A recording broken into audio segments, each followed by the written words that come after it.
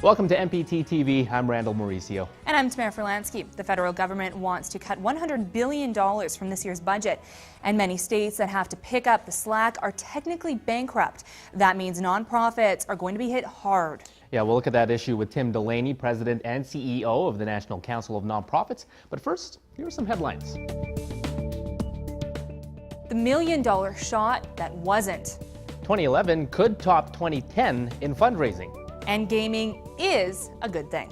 This episode is brought to you by Global Cloud, improving lives through nonprofit web software and services. Both nonprofits and donors will be affected one way or another in President Barack Obama's proposed $3.7 trillion federal budget and the plan by Congress to cut $100 billion out of it. The president wants to bring back proposals he floated a few years ago, reduce the charitable deduction for high-income earners, return the estate tax to 2009 levels, and allow Bush-era tax cuts to expire after 2012.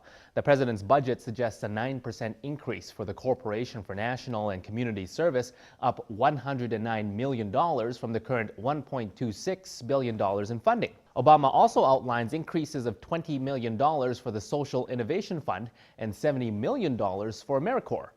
Among those getting cut, the National Endowment for the Arts would get $146 million. That's $21 million less than the previous year. Philanthropist Martin Greenberg, former chairman of the Commodities Exchange, wants a charity to pay up.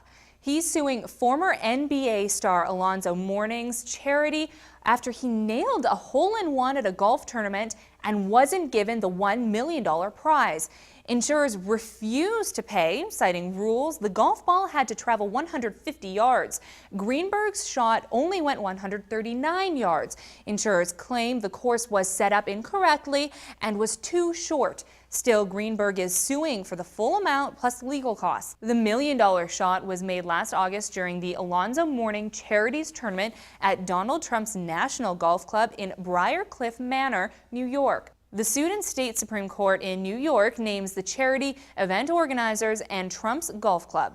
The first sign an economy is turning around is the gut feeling. Fundraisers are optimistic 2011 will be a better year than 2010. In fact, 90% of them expect funds raised this year will either match or exceed last year's amount. The information is based on a survey of more than 600 nonprofits by Sage North America. Organizations are planning to put more effort behind online fundraising during 2011. Here's what the Sage Software survey found. Online donations make up a very small part of the fundraising volume for organizations surveyed, with 74% of respondents raising 5% or less online. Approximately half of those surveyed expect the amount of government funding they receive to decrease during 2011, mainly due to budget cuts at the local level. And 74% of organizations surveyed say they're very or somewhat concerned some tax exemptions for nonprofits will be revoked in the next 1 or 2 years. Krista Ensley, Senior Vice President and General Manager for Nonprofit Solutions at Sage, says we're entering a time where diversification of funding sources and increasing attention to individual donors will be key for many groups looking to mitigate potential declines in government funding and contracts. We'll be back in 20 seconds after this brief commercial message. At Global Cloud, we're improving lives through web software and services. Today, social media plays a key role in your success, and our donor-driven social fundraising and marketing software will grow your cause exponentially. With Donor Drive, you'll easily mobilize support through Facebook, Twitter, and other social outlets while taking the complexity out of your efforts. Let us help you connect. To make the switch, visit globalcloud.com today. Trying to make the case that gaming just doesn't lead to a pear shape and Cheeto-stained fingers, Jane McGonigal appeared on Comedy Central's The Colbert Report to promote her new book, Reality is Broken: Why Games Make Us Better and How They Can Change the World.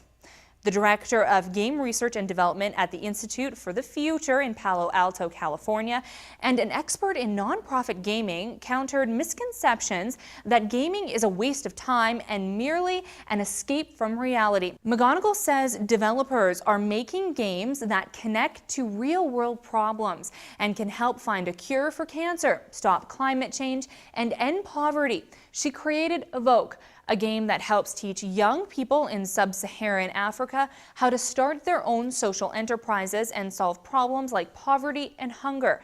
As I mentioned earlier, the federal government is looking to cut $100 billion from this year's budget, dumping more stress on states that in many cases, for all intents and purposes, are bankrupt. That means the stress on charities to respond is going to be significant, even though the economy appears to be improving. We caught up with Tim Delaney, President and CEO of the National Council of Nonprofits. Hi, Tim. Glad to be with you, Randall. Tim, what are your initial thoughts on the recent study by a task force in Boston about nonprofits and city fees? Well, I took it within the broader context of what's happening across America with state and local governments suffering so much with a lack of revenue.